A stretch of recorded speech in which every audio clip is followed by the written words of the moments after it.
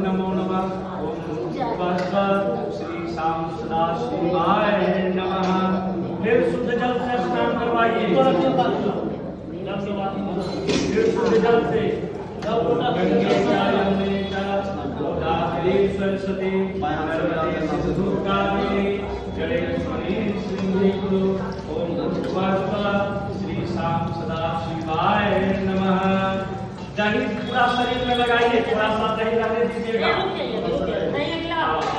सब गिराइए और पूरा शरीर में लगाइए। और जो है उसमें भी पूरा शरीर में लगाइए। ओम दही देवताभ्यो नमः। दह्यं समर्पयामि। श्री शाम सदा शिवाय नमः। दह्यं समर्पयामि। श्री शाम सदा शिवाय नमः। फिर शुद्ध जल से स्नान करवाइए बाबा को। ओम गंगे